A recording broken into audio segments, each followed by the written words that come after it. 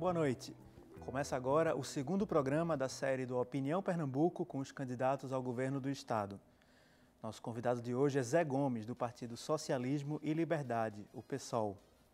Aqui em Pernambuco, o PSOL está associado ao Partido da Mobilização Nacional, o PMN, na coligação Mobilização por Poder Popular. José Gomes de Sá Neto é técnico em administração, tem 35 anos e nasceu no Recife. Iniciou a vida política no movimento estudantil das Universidades Federal e Católica de Pernambuco. Foi filiado ao Partido dos Trabalhadores e participou da fundação do Partido Socialismo e Liberdade, o PSOL. Candidatou-se a deputado federal em 2006 e a vice-prefeito do Recife em 2008. Hoje é presidente do PSOL em Pernambuco, integra a executiva estadual e é assessor da executiva nacional do partido. Além do candidato, participam do programa de hoje, Andréia Rocha, que é jornalista daqui da TVU Recife, e está com a gente também Elton Gomes, que é professor de Ciência Política da Faculdade Damas. Boa noite, Zé Gomes, boa noite, Andréia, boa noite, Elton. Boa noite. Muito obrigado pela presença de todos vocês aqui no Opinião Pernambuco. Eu vou tomar a liberdade de começar a nossa entrevista com o candidato Zé Gomes. E eu queria lhe perguntar sobre a questão dessa aliança com o Partido da Mobilização Nacional, o PMN. Essa aliança ocorre aqui em Pernambuco, entre o PSOL e o PMN. E o PMN, em âmbito nacional, ele apoia a candidatura de Aécio Neves, exatamente, enquanto vocês apoiam a candidatura, vocês são do PSOL e estão com a candidata Luciana Genro, que são candidatos que não têm nenhuma relação entre eles, né? O PMN não tem quase nenhuma semelhança programática com o PSOL. Na verdade, o PMN nem tem um programa disponível no site nacional deles. Então, eu te pergunto, você votaria no PMN?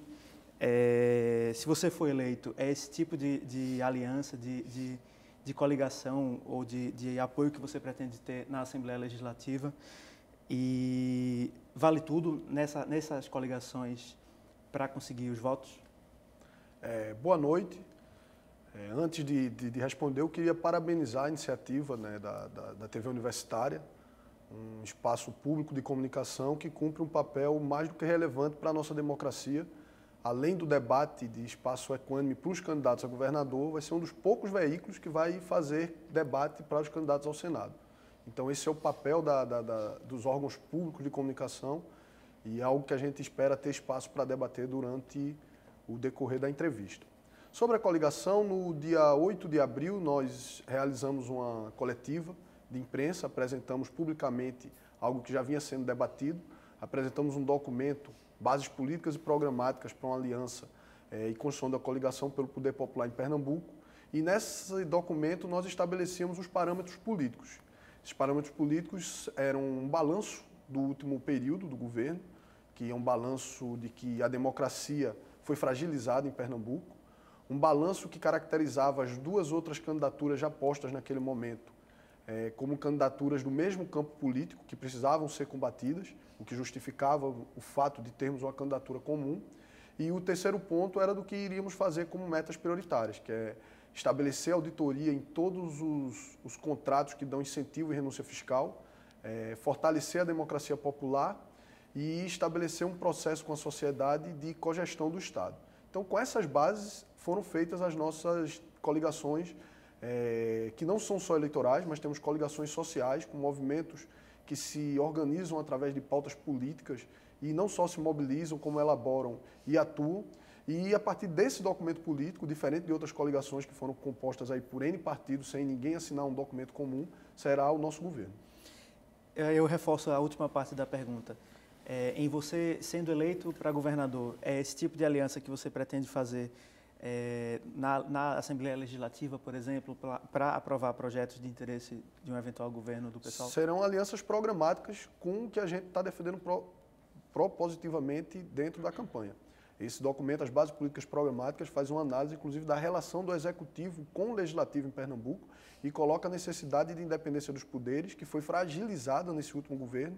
E dentro desse programa político, que é um programa que foi apresentado e construído coletivamente para além do PSOL, para além do PMN, eu me sinto, não só me sinto, eu sou representante desse dessas bases políticas e programáticas e as defenderia em qualquer momento político. Vou passar a pergunta, então, para a minha colega Andréa Rocha. Boa noite. Boa noite. Eu queria saber do candidato o seguinte, o PSOL tem um nome bem forte aqui no estado, que é o nome de Edilson Silva, que na última eleição para vereador obteve mais de 13 mil votos. Mesmo assim, o PSOL escolheu o seu nome, que muitas pesquisas mostram que é desconhecido da maior parte da população pernambucana, como nome para a candidatura ao governo, que é uma candidatura robusta, que é uma candidatura grande. Eu pergunto, qual foi a estratégia do PSOL ao escolher o seu nome? Seria entrar numa eleição já com a intenção de perder a eleição? Não, muito pelo contrário. As pesquisas indicam que a soma de votos de indecisos e de quem pretende votar branco e nulo, elas são maiores do que qualquer outro candidato nesse processo eleitoral em Pernambuco. Então, o espaço político está dado. As próprias pesquisas indicam que mais da metade da população tem um sentimento de mudança. Nós passamos por um processo político que mudou a cultura política do Brasil. As jornadas de junho de 2013, que levaram milhões para as ruas de todo o Brasil, elas construíram um novo processo político. Elas inauguraram a necessidade da gente rediscutir que modelo de democracia nós temos no Brasil. Ao completar 25 anos, a Constituição Federal de 88, ela chegou ao limite do tipo de democracia que ela coloca, a democracia representativa. Hoje nós temos elementos, inclusive tecnológicos, que precisam ser colocados em prática e a gente precisa desembarcar desse modelo de democracia representativa para um modelo de democracia participativa. As ruas colocaram isso, as pessoas querem participar, querem se mobilizar através de suas pautas específicas.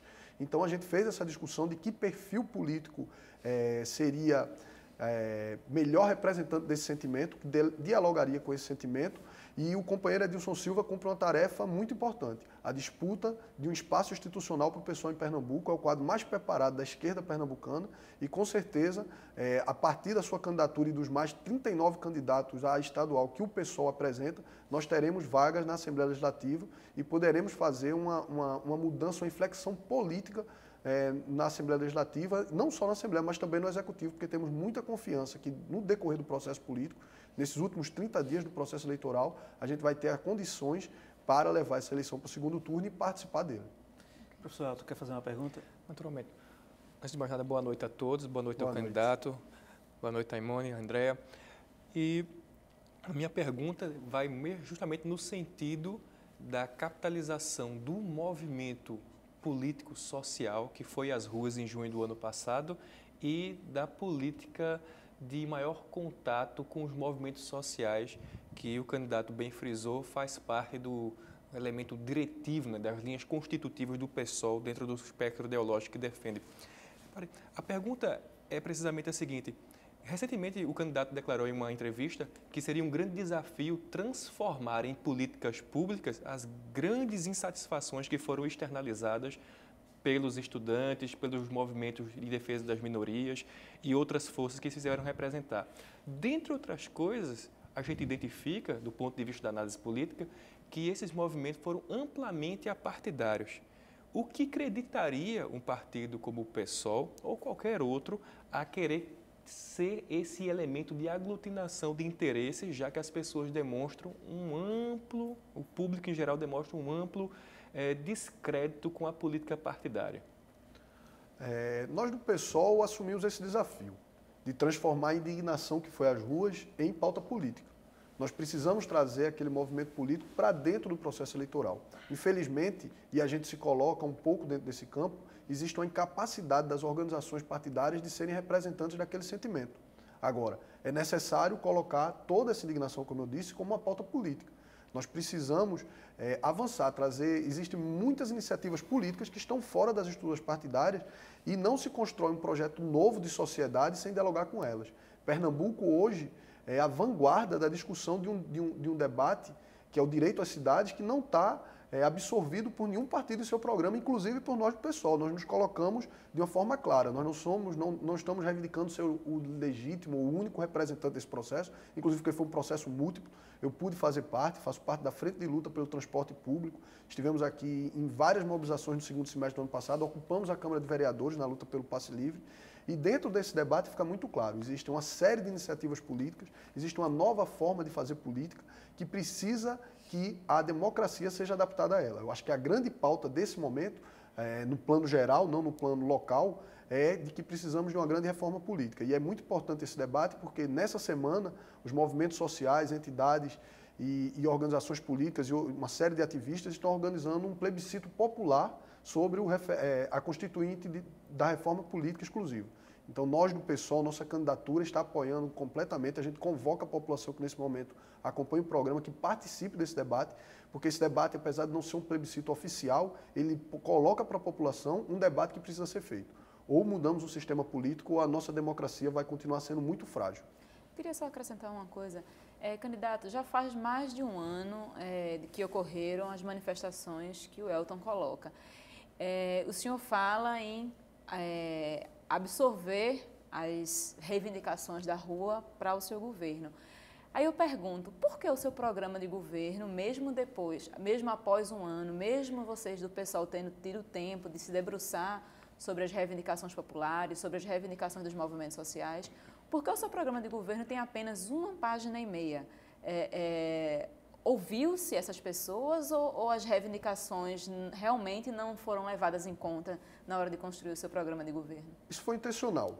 Nós colocamos desde o primeiro momento que precisávamos romper com a cultura política do candidato aparecer no primeiro dia da eleição, no primeiro dia que se pode fazer campanha, com um caderninho escrito programa de governo. A gente entende que o processo eleitoral precisa ser contaminado por esse debate. E como a gente identifica, isso é muito concreto, que uma série de iniciativas de elaboração sobre os temas mais diversos da sociedade não estão abrangidas por nenhum partido, a gente se propôs, durante o processo eleitoral, debater com essas iniciativas. Temos feito uma série de debates, talvez não o suficiente para abranger todos os temas, mas vamos, nos próximos dias, apresentar esse programa, resultado desses debates. Durante o processo eleitoral, a gente não fez só aquela campanha de distribuir panfleto e pedir voto no nosso número. Nós estamos fazendo atos políticos, atos de debate, nós queremos nos distanciar dessa velha cultura política. Nós estamos dizendo que somos os únicos representantes disso, inclusive porque as iniciativas que melhor representam não estão abrangidas no partido político. E aí o momento político que o Recife viveu nos últimos meses deixa claro isso. Mas isso não é como assinar um cheque em branco? Você diz que seu programa político é estar aberto a essas reivindicações e que quer romper com esse tipo de política, e aí o eleitor vota em você e depois você contraria essa discussão, ou não há nada que ele possa dizer para lhe cobrar aquela proposta, aquele conteúdo, aquele posicionamento? Isso não é semelhante a assinar um cheque em branco? Isso é importante ser colocado porque a gente tem tido participação aí ampla no debate político, infelizmente com algumas distorções de possibilidade de espaço, mas nós temos colocado, e vamos ter a oportunidade aqui de colocar nossa posição sobre o transporte público, sobre a educação, sobre o crescimento do Estado, sobre a estagnação dos índices e indicadores sociais, sobre a segurança pública. O que nós temos debatido com esses setores é a consolidação dessas posições e dessas intenções políticas, desse entendimento de uma visão conjunta, correlacionada desses pontos em políticas públicas.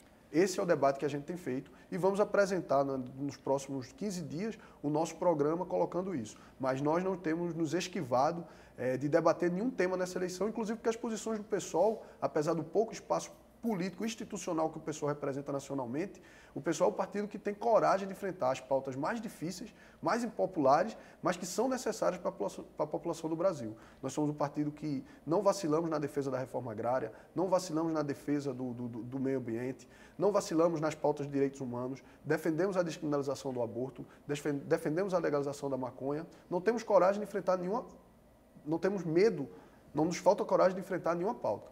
E, nesse sentido, a gente sabe que o processo político é um desafio. É um desafio porque esse modelo está vencido. Então, nós precisamos fazer a reforma política também na prática. E a gente se colocou à disposição dessa tarefa. Queria fazer uma pergunta sobre transporte público, já que a gente falou das jornadas de junho e da sua atuação na frente de luta pelo transporte público. O preço das passagens de ônibus aqui na região metropolitana do Recife estão congelados desde 2012, se eu não estou enganado. O anel A custa R$ 2,15 já há algum tempo. De lá para cá, a inflação, segundo o IPCA, que é o nosso índice oficial, foi de cerca de 16%.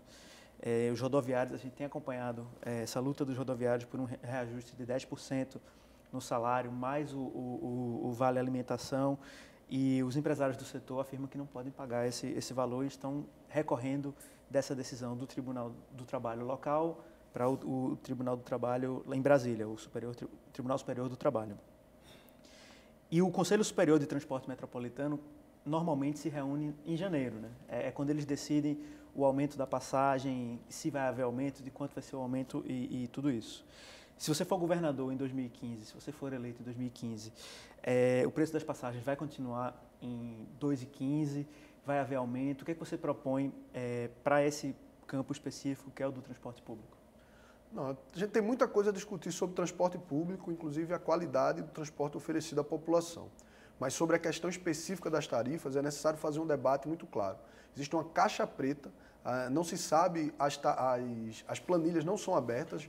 Eu milito no movimento estudantil, iniciei minha militância no movimento estudantil na virada para o ano 2000, e desde lá a gente colocava, a gente precisa ter acesso às planilhas, inclusive para fazer uma discussão concreta. Se as empresas e o consórcio estão colocando essa questão, que se abra as planilhas. O nosso deputado federal por São Paulo, Ivan Valente, ele tem um projeto de lei que torna as planilhas públicas durante todo o tempo, não só no momento do aumento de passagem.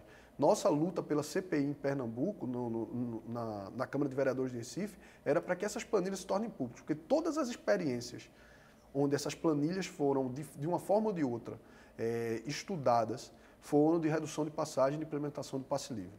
Então, a gente precisa acabar com essa caixa preta.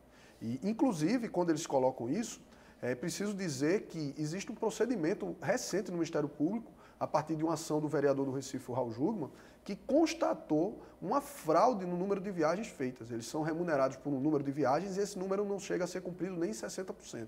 Então, as empresas de ônibus devem muito aos usuários do transporte.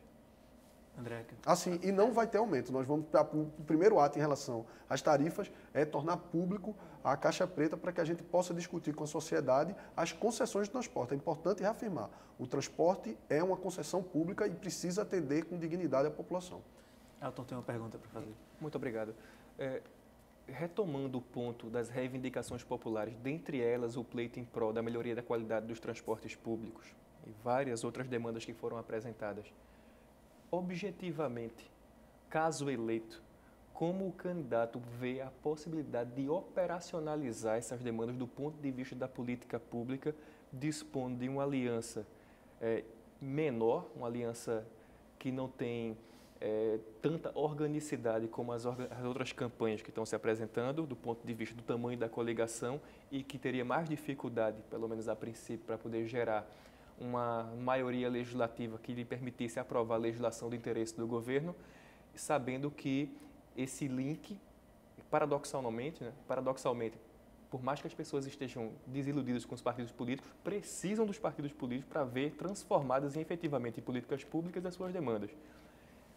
Como, dentro da visão do candidato, ele vê essa possibilidade de trazer a demanda popular para o seio do processo decisório e, uma vez não dispondo de uma grande maioria ou tendo mais dificuldade para formar uma eventual maioria, ele poderia transformar isso em política pública concreta? Eu vou pedir só para Zé Gomes responder essa pergunta no segundo bloco, porque a gente tem que fazer o nosso intervalo.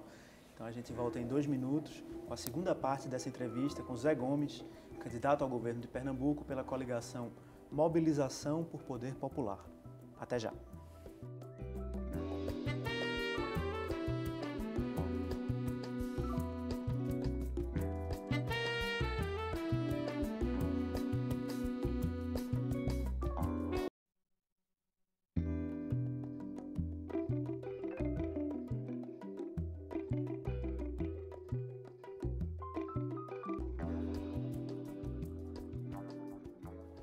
De volta com a Opinião Pernambuco, hoje conversamos com o candidato Zé Gomes, do Partido Socialismo e Liberdade. Além dele, participa comigo dessa entrevista Andréia Rocha, que é minha colega, jornalista daqui da TVU Recife, e completa o nosso programa Elton Gomes, que é professor de Ciência Política da Faculdade Damas.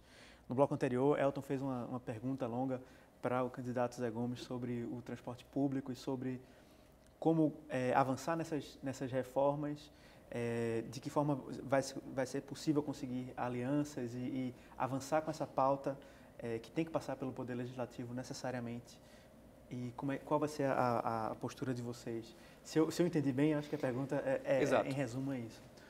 Não, é importante deixar claro que no nosso governo a Assembleia vai cumprir seu papel. Ela vai legislar e fiscalizar o Executivo. Infelizmente, hoje, a Assembleia Legislativa se tornou um anexo do Palácio do Campo das Princesas e nós não vamos manter essa prática. Se tornou, inclusive, através de relações não muito claras, não muito republicanas. E nós vamos encerrar esse tipo de relação. Os deputados terão que explicar à população as suas posições. Nós iremos fortalecer os mecanismos públicos de comunicação para que a população saiba o que está sendo votado na Assembleia. É necessário que os deputados justifiquem porque são contra.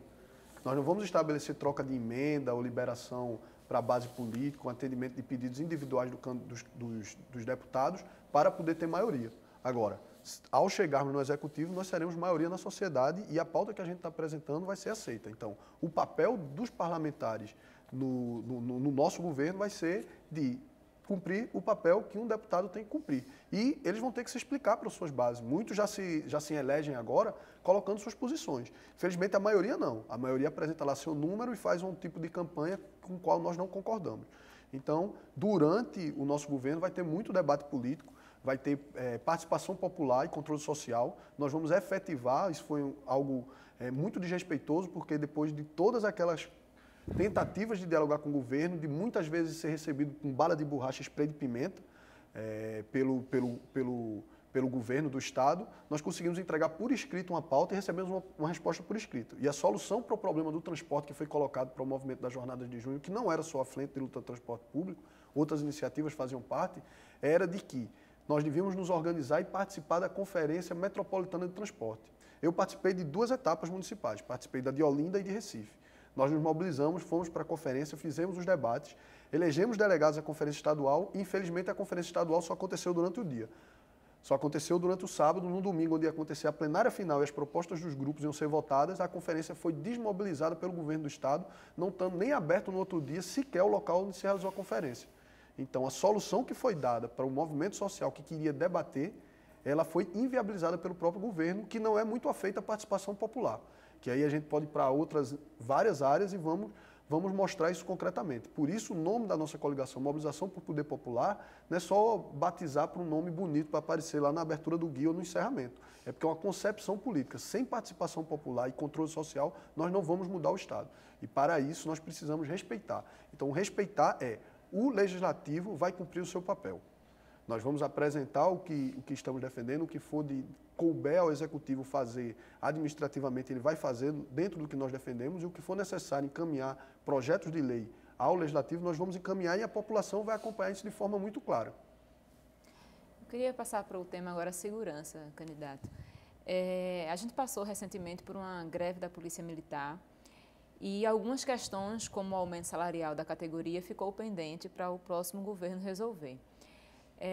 O PSOL é a favor, pelo que diz no seu programa de governo, da desmilitarização da Polícia Militar, e o senhor afirmou em recente entrevista que, apesar dos índices mostrarem que os homicídios foram reduzidos aqui no Estado, o programa Pacto pela Vida do ex-governador Eduardo Campos faliu. Eu queria que o senhor comentasse um pouquinho sobre isso, por que o senhor acha que o Pacto pela Vida faliu, e saber como é que o senhor vai lidar com a questão da segurança pública aqui no Estado. Bem, eu acho que um fator muito importante que você colocou é a defesa da desmilitarização. Hoje, dos últimos, se não o último entulho institucional da ditadura militar são as polícias militares. Então, a gente precisa levar a democracia à força policial do Brasil. O senador pelo Rio de Janeiro, Lindenberg Farias, apresentou a PEC de número 51, que trata do modelo de desmilitarização, está tramitando no Senado e nós do PSOL apoiamos essa iniciativa. Sobre a questão da segurança em Pernambuco, o Pacto pela Vida, o Pacto pela Vida ele foi um programa construído com a participação popular. Infelizmente, ele não foi aplicado como foi debatido. Ele tinha 6 grandes linhas, ao fim que englobavam várias áreas, não só o Executivo participaria, mas ao fim ele se reduziu à aplicação da diminuição dos índices de mortes letais, né, que são os homicídios. E, infelizmente, a custo de muito assédio moral sobre os policiais militares, que não podem se organizar porque a militarização da polícia não permite, eles estão sob um padrão hierárquico e um regime jurídico diferenciado que os coloca sobre um regime militar. Então, eles não podem, inclusive, dizer os seus problemas. Eu tive nas assembleias da greve. E, apesar do governo ter dito que era uma greve que tinha apenas a pauta salarial, a greve tinha 18 pontos. O salário era apenas um dos 18. Os outros 17 pontos foram escondidos pelo governo. Para você ter uma ideia, existe uma série de problemas com os carros. Eles não estão passando por vistoria. A estrutura que é dada para as policiais mulheres dentro dos batalhões é muito precária. Nós temos problema de colete vencido. Para você ter uma ideia, os policiais que fazem custódia de presos em hospitais, eles não têm direito à vacina contra a gripe. Então, existe uma situação de abandono do servidor público da segurança pública que, infelizmente, não se dá só nessa área. Se nós formos para a educação, nós vamos identificar isso, o massacre do servidor público, na saúde. Então, só que lá é mais grave, porque não existe democracia nem para eles se organizarem e proporem soluções. Então, a gente precisa rediscutir isso. O Pacto pela Vida foi construído e implementado com a promessa de uma conferência estadual de segurança pública, logo imediatamente. Então, fazem 5 anos que as organizações populares, os movimentos sociais, os ativistas que discutem segurança pública no Estado esperam essa conferência. E aí é um problema muito grave, por quê? Porque não foi constituído, porque seria nessa conferência o Conselho Estadual de Segurança Pública. Então, a gente pode dizer que, caso eleito, o senhor vai implementar o Pacto pela Vida em sua essência? Nós vamos fazer um balanço. Nós imediatamente convocaremos a conferência que é esperada há 5 anos. Nessa conferência, nós faremos o balanço e debateremos a segurança pública em outra perspectiva, uma segurança pública cidadã, inclusiva, uma segurança pública que vai ter que ser gerida nos moldes da legislação, porque a legislação é federal, mas onde vai haver respeito ao servidor público. Não é algo simples, um oficial da polícia ter se suicidado dentro da Secretaria de Planejamento enquanto estava tendo uma reunião com o secretário de Planejamento, e todo mundo sabe que é nessa reunião que são cobrados dos oficiais a diminuição do índice. Então, o assédio moral sobre a tropa é muito grande. E, infelizmente, a estrutura hierárquica não permite nem que eles coloquem esses problemas a público, porque eles são punidos com cadeia administrativa, com uma série de punições, e, infelizmente, a gente precisa superar isso. Se não democratizarmos a força policial, para podermos ter uma polícia cidadã inclusiva, nós continuaremos a ter esse problema de democracia que vivemos. Vou fazer uma pergunta sobre economia.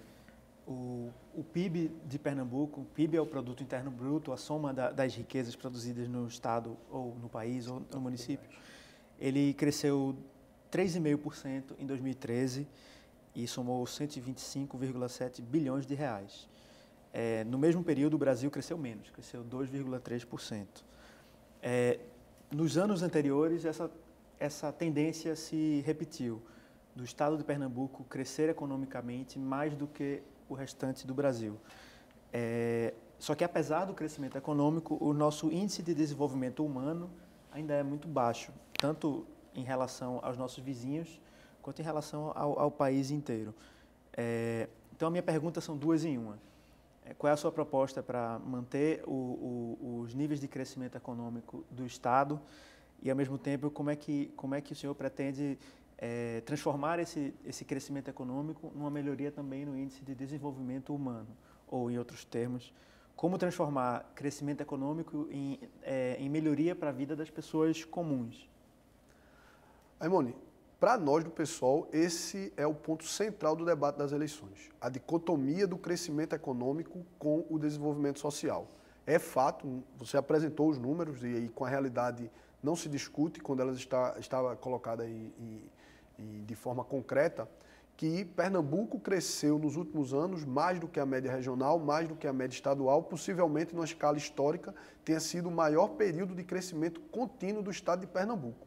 Agora, infelizmente, os índices indicadores sociais ou estagnaram ou pioraram nesse período. Nós vemos um caos social em Pernambuco. Não é só o IDH, que é o 18º entre os estados brasileiros. Nós temos o IDEB, o 17º. O analfabetismo cresce em Pernambuco. A capital do estado é a 2ª capital em moradia, em número de moradia subnormal. O que é isso? Pessoas morando em situação de favela. Então, o crescimento econômico não significou desenvolvimento social para o Estado. As pessoas que estão vendo sabem a dificuldade de viver nesse Estado. Então, esse modelo de crescimento econômico não nos interessa. Porque o modelo de crescimento econômico que a longo prazo continua na escala na tendência de crescimento, mas não se reverte, inclusive com alguns índices sociais piorando, significa que esse modelo ele é gerador de concentração de renda, desigualdade social, agressor ao meio ambiente e não tem trazido melhorias concretas para a população de Pernambuco. Então nós precisamos discutir por que esse modelo. Esse modelo não, por acaso, acontece isso. Infelizmente, o centro desse crescimento econômico para a atração das indústrias é renúncia fiscal e incentivos às empresas. Para você ter uma ideia, as contas partidas são mínimas. A primeira empresa que está trazendo o seu planejamento e desenvolvimento de produtos para Pernambuco é a Fiat, de todas essas empresas que foram atraídas. Então, isso significa que o governo não faz exigências ao contrário. Ele promete, ele dá, e isso está virando uma bomba relógio no colo dos pernambucanos. A capacidade de investimento social do Estado está ficando comprometida. Por outro lado, dentro da legalidade ainda do que é estabelecido pela Lei de Responsabilidade Fiscal, Pernambuco se encontra altamente endividado. Está quase na margem. São empréstimos os nacionais aprovados na Assembleia Legislativa, os internacionais no Senado Federal, mas que já comprometem mais de 49% da receita. Então, a soma desse endividamento através dos empréstimos e as renúncias e incentivos fiscais dados à empresa para garantir esse crescimento econômico, eles são uma bomba relógio no colo dos pernambucanos que, infelizmente, não vai demorar muito a estourar. Então, a gente vai precisar de coragem e ousadia para reverter isso. O crescimento econômico é necessário. Agora, um crescimento econômico que não traz desenvolvimento social não nos interessa. Isso é concreto, as pessoas sabem o que estão vivendo. O sentimento é de que a saúde não melhora, o sentimento é que o transporte é caótico, o sentimento é que vivemos numa região metropolitana travada, no conceito de cidade travada e inteligente. Hoje vivemos esse modelo, ajuda a falta de mobilidade nos centros urbanos. Então nós precisamos discutir um outro modelo, um modelo onde seja planejado desde o seu início que possa se reverter esse desenvolvimento social e que não seja agressor ao meio ambiente. Por exemplo, se tem a Fiat, que é no próximo período possivelmente o maior investimento único no próximo período. A Fiat está trazendo sua planta e não tem como escoar sua produção. Por quê? Porque não existiu planejamento para isso. O arco metropolitano que foi apresentado como solução, ele, felizmente, não foi levado à frente pelo governo federal, porque o seu traçado, que demonstra a falta de planejamento e a opção por um modelo agressor ao meio ambiente, passava ao meio da maior reserva de Mata Atlântica ao norte do Rio São Francisco. Então, esse modelo não nos serve. A gente precisa discutir, a gente precisa aprofundar. Sabemos que não podemos parar tudo o que está sendo feito nesse sentido, mas os incentivos dados às indústrias precisam ser discutidos porque temos um problema sério. Vai faltar condição do Estado ser investidor social. Candidato, sobre essa questão, pegando o gancho do que você acabou de colocar dentro das políticas de incentivos fiscais e de promoção do desenvolvimento em Pernambuco e da dificuldade de você promover um processo de transferência de renda, de desenvolvimento social.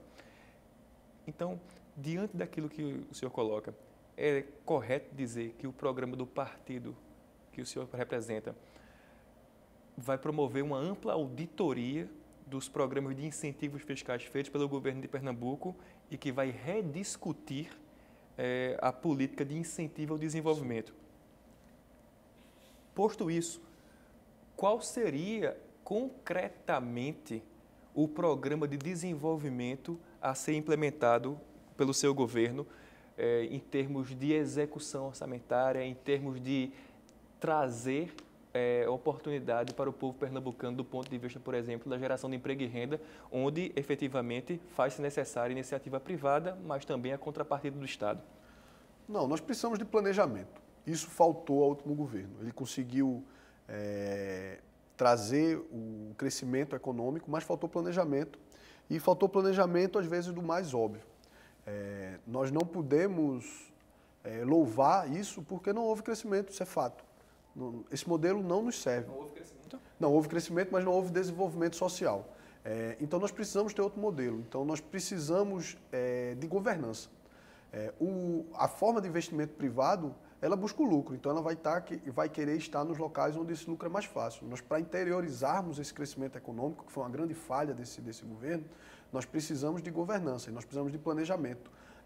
A PE 408, ela é um grande exemplo disso. Ela não ligou, ela foi feita uma duplicação que não chega o ponto de venda, de comércio, ao ponto de produção, por alguns quilômetros. Então, a gente precisa discutir isso, a gente precisa de planejamento, e precisa de governança, e precisa ter um modelo que exija contrapartidas.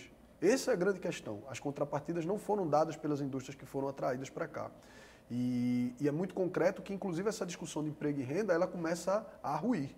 Hoje, Pojuca, que é apresentada estadualmente como a solução para o problema do emprego em Pernambuco, hoje Pojuca, no primeiro semestre de janeiro a junho desse ano, foi a cidade onde mais empregos formais foram desativados, 11.537, são dados oficiais do Ministério do Trabalho. Então, Pojuca hoje é a capital nacional do desemprego. Existe um termo de ajuste de conduta para admissão de 44 mil pessoas ajustado no Ministério Público do Trabalho nos empreendimentos do Porto de Suape. Uma parte desses 44 mil são esses 11 mil, mas vamos ter mais pelo menos 30 mil desempregados naquela região.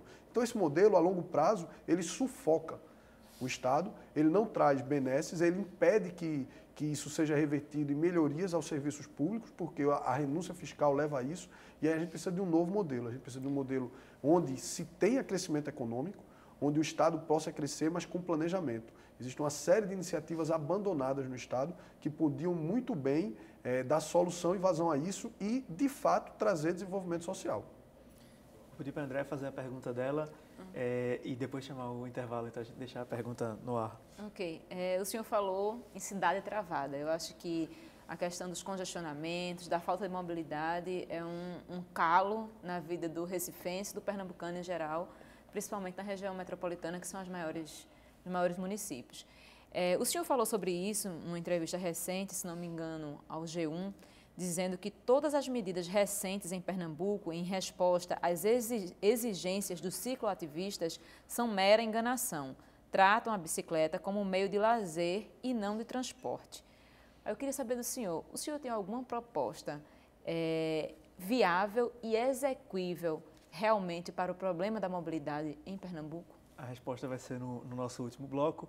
A gente volta em 2 minutos com a última parte dessa entrevista com Zé Gomes, do Partido Socialismo e Liberdade. Até já.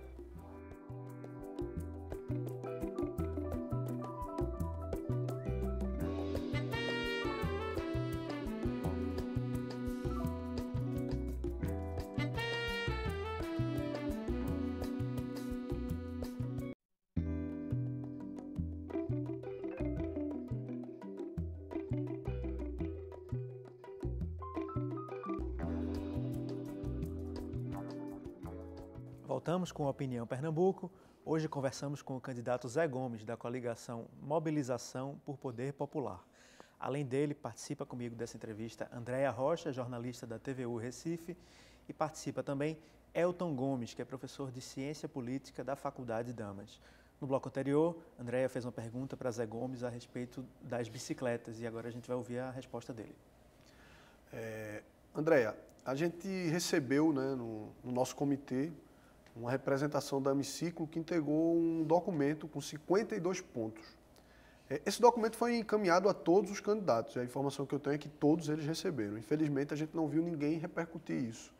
Isso demonstra o desinteresse por essa pauta.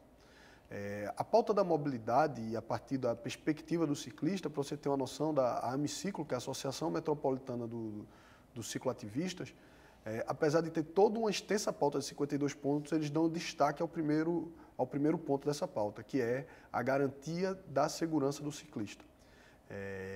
Com campanhas educativas e colocando isso, que infelizmente todas as pautas foram absorvidas de forma promocional ou pelo governo do estado ou pela prefeitura aqui em Recife e concretamente não tem sido feito nada. Inclusive algumas ciclovias na zona norte da cidade misteriosamente sumiram nos últimos 20 dias. O asfalto foi refeito, a rua Padre Roma é um exemplo disso. Ela mudou inclusive de sentido porque um lado teria ciclovia e o asfalto foi refeito e a ciclovia simplesmente sumiu. Então essas medidas de usar a bicicleta como lazer, elas são importantes porque elas educam uma nova geração a entender, a ter uma relação com a bicicleta. Mas nós temos uma região metropolitana muito plana E o número de ciclistas é muito grande, mas a gente não consegue avançar disso de forma plena porque faltam iniciativas de garantir segurança aos ciclistas e faltam iniciativas de ciclofaixas e ciclovias que, de fato, não sejam instrumentos de lazer, liguem pontos concretos. O que é que o senhor pretende então, fazer? a gente precisa...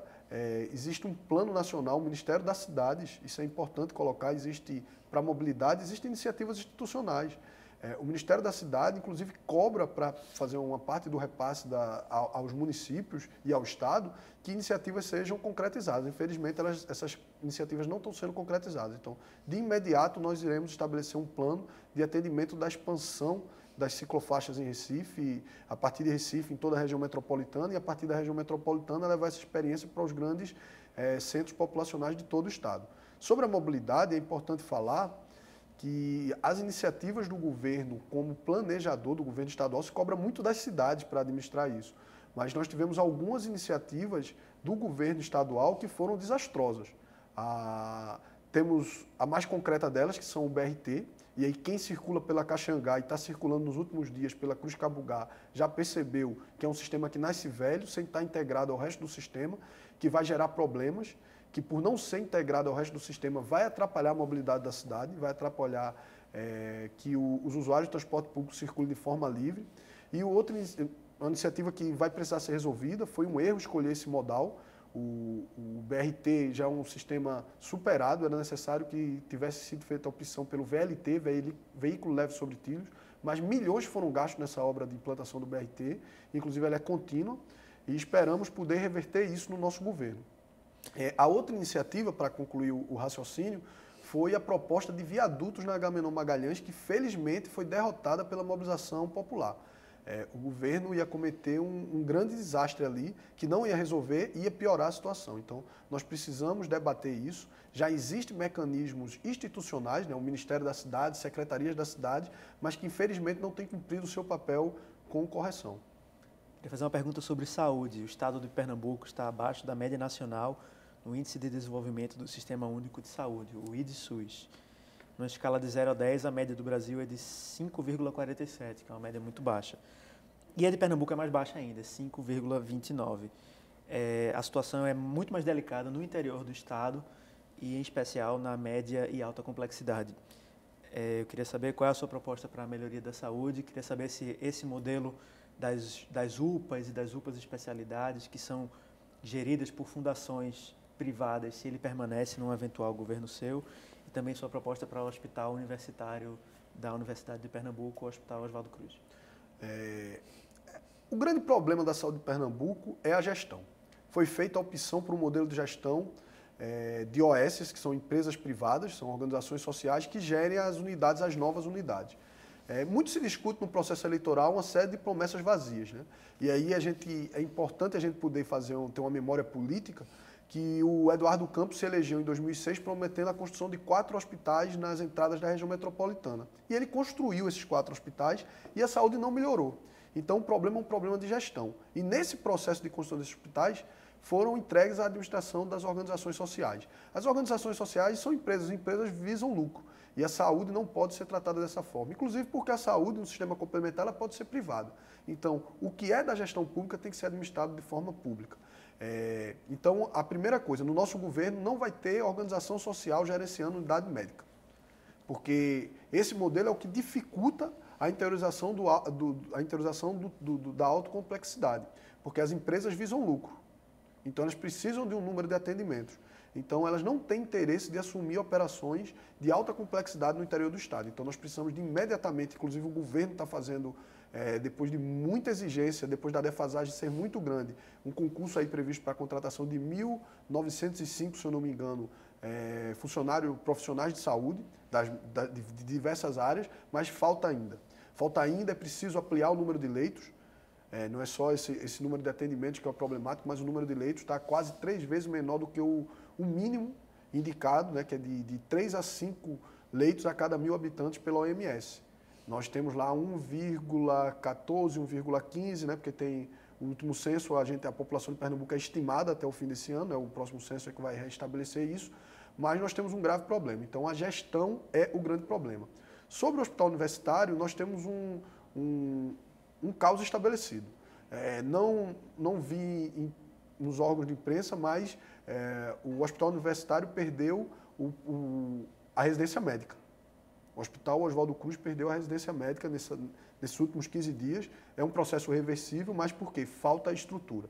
Então, nós precisamos tratar como hospital-escola não só o Oswaldo Cruz, mas o CISAM, que é a maternidade na Encruzilhada, que infelizmente foi inaugurada sem estar pronta, e foi inaugurada, funcionou um dia e está lá com parte da sua operação inativa.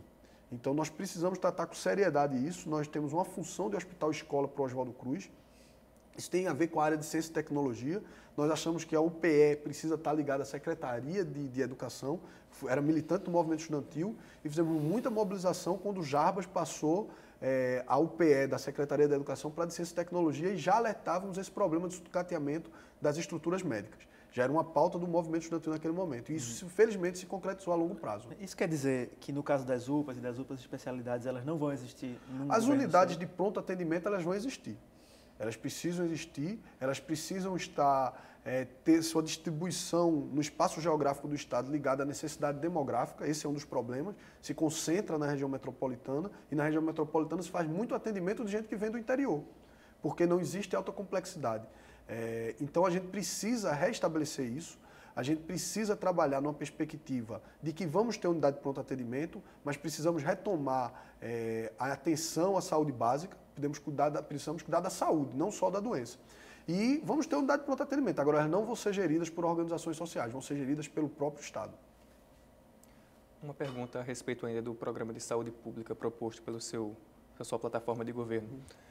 Como efetivamente o PSOL pretende interiorizar o tratamento de alta complexidade e descentralizar o atendimento, principalmente de doentes crônicos, da região metropolitana do Recife para levar para os principais centros do estado, para o Agreste, para a Zona da Mata, para o Sertão? E a minha outra pergunta, se aqui ainda temos tempo, é a respeito de saúde e educação. Nós não falamos de educação, considero que seja talvez a maior desafio, um dos maiores desafios da administração pública. Qual seria o projeto do PSOL para promover a melhoria dos índices de educação em Pernambuco e, sobretudo, para poder manter um modelo de educação integral, se é que pretendem, fora da região metropolitana do Recife, visando também o interior do estado? Bom, sobre a questão da interiorização do atendimento de alta complexidade, a gente precisa atender a critérios demográficos, onde tem concentração populacional nos polos regionais, colocar. A gente sabe que não vai poder ter atendimento de alta complexidade em todas as cidades, mas também não é isso que a população do interior pede. Elas querem, pelo menos, que tenham acesso próximo. Então, se você estabelece critérios demográficos para estabelecer novas unidades médicas, você começa a resolver isso. Agora, a gente não vai resolver sem resolver o déficit de leitos, a gente não vai resolver isso sem resolver o problema de gestão, a gente não vai resolver isso sem concurso e valorização dos profissionais de saúde. Sobre essa questão, isso implica necessariamente num custo. O candidato, então, advoga em favor da abertura de novos concursos públicos, da contratação de mais servidores e, consequentemente, do maior gasto para o Estado, ou acha que, com os recursos que Pernambuco já dispõe, é possível promover uma política pública com essa qualidade? Tem recurso bastante. Foi encontrado recurso aí para construir uma arena que não se sabe nem quanto custou. Tem recurso para fazer renúncia fiscal e incentivo às empresas, então vai ter que ter recurso para atender a necessidade da população. A outra pergunta... Sobre a descentralização da educação. Certo. A educação é um problema muito grave. Nós não vamos resolver o problema do IDH, nós não vamos resolver o problema de segurança pública se nós não resolvermos o problema da educação. Existe um apartheid na educação de Pernambuco e as pessoas que estão me assistindo sabem identificar muito bem isso. Existe um modelo que foi batizado como escola de referência, que não é somente as escolas integrais, mas que atendem hoje, de forma estimada, apenas 20% dos estudantes matriculados na rede de ensino. Os 80% dos estudantes matriculados na rede de ensino estão tendo seu futuro jogado fora por uma ação consciente do governo do Estado. Então, a nossa meta para resolver esse problema da educação é estabelecer metas concretas e volumosas de trazer para dentro desses 20%, esses 80% que estão fora da escola, porque eles estão em escolas que não têm professores, escolas onde eles assistem teleaula de todas as matérias, onde eles são expulsos da escola. Então, a escola de referência é importante que se diga, ela só atende estimadamente 20%, inclusive porque não há transparência nesse número. E aí diz, não, mas está avançando. Nós tivemos candidato a governo na última eleição e nós fazíamos a mesma crítica. E o que colocávamos eram, de forma estimada, hoje as escolas de referência atendem a 18,5% dos estudantes. Vamos dizer que esses números são os concretos, porque o Estado não os revela. Então, em 4 anos, foi possível incluir nesse modelo de escola, que é a escola como ela deve ser, com professor, com quadra, com estrutura educacional correta, com refeitório, com merenda, 1,5% apenas. Então, quantos anos vamos precisar para colocar esses 80%? Quantas gerações terão seu futuro jogado fora? Então, a primeira medida é acabar com o apartheid na educação de Pernambuco. Certo. Queria fazer uma pergunta, então, sobre a questão racial. O senhor é um dos poucos candidatos a governador do país que se declaram de cor preta. No Brasil todo são 179 e só 16 se declaram dessa forma. 2 estão aqui em Pernambuco e um deles é o senhor.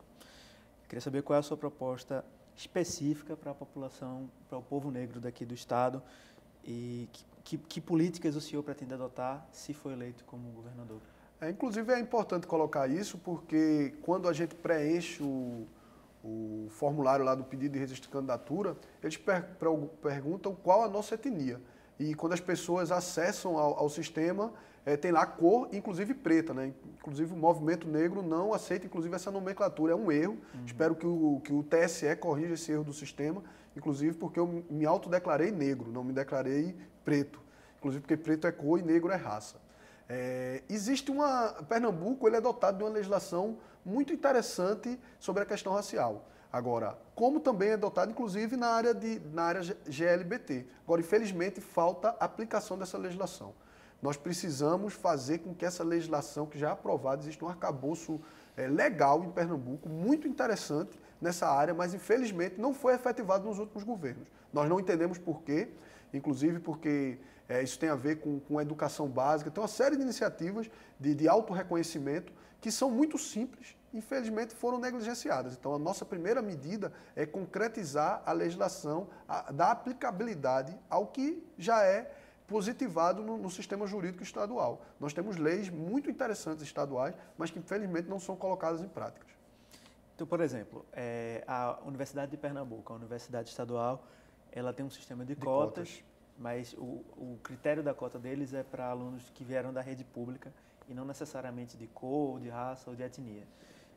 Isso seria um aspecto que você mudaria num governo? Vamos debater com a UPE, nós primamos pela autonomia da universidade, é muito importante isso, mas como chefe do executivo, nós vamos debater lá diretamente com a comunidade acadêmica como um todo, com os estudantes, com os técnicos, com os professores, para que corrijamos isso. Inclusive possamos fazer um balanço desses anos de como melhorou ou não a presença étnica dentro da UPE. Porque não só atender às cotas sociais resolve um problema de presença étnica. A gente tem 2 minutos, eu acho que a Andréa poderia fazer Queria fazer uma pergunta rápida sobre a habitação. O senhor citou as favelas do Recife. E em cima desses números, eu tenho um número de que Recife tem pelo menos 500 favelas e um déficit habitacional de pelo menos 300 mil unidades habitacionais. Eu queria saber quais são os esforços que o seu governo pretende fazer para resolver o problema da habitação aqui em Pernambuco. Não, nós temos Em 1 minuto, tá? Em 1 minuto. Nós temos um grave problema de moradia. Primeiro, essa moradia, essa concentração nessa situação de favela, ela tem a ver com um problema não feito no Brasil, não resolvido, que é a reforma agrária. Ou fazemos reforma agrária ou as cidades continuarão a inchar. E ela está sendo mais agravada por um modelo de crescimento que atrai as pessoas para as periferias da cidade, que constrói as cidades travadas que eu falei em outra pergunta. Então, nós precisamos avançar sobre esse déficit, precisamos avançar na ocupação de moradias ociosas. A especulação imobiliária não pode presidir essa relação. O FER, o Fórum Estadual de Reforma Urbana, toda eleição chama todos os candidatos e todos os candidatos todo ano assinam a mesma plataforma e os que assumem o executivo nunca cumprem. Então a gente precisa de medidas concretas, a gente precisa estabelecer uma discussão com o governo federal de se efetivar a reforma agrária em Pernambuco e que a gente possa ter um modelo de crescimento que as pessoas não precisem cada vez mais se concentrar, porque primeiro foi a periferia de Recife, agora é a periferia do Cabo e daqui a algum tempo nós teremos um grande inchaço com problema habitacional e nós precisamos ter coragem de avançar sobre isso. Nosso tempo acabou. Agradeço ao candidato Zé Gomes pela participação aqui no Opinião Pernambuco. Agradeço a Andréa, agradeço também a Elton Gomes. Tinha uma pergunta que chegou de última hora, que era de João Rocha, sobre as unidades de conservação do Estado. Se haverá uma ampliação dos recursos destinados a essas unidades. Eu vou repassar essa pergunta. Na verdade, já repassei para o candidato João, Zé a gente Gomes. responde na internet. Pronto, então procura o candidato Zé Gomes. O Opinião Pernambuco termina aqui. Muito obrigado pela participação, muito obrigado por assistir e até amanhã, quando a gente vai entrevistar o candidato Miguel Anacleto, do Partido Comunista Brasileiro. Boa noite e até mais.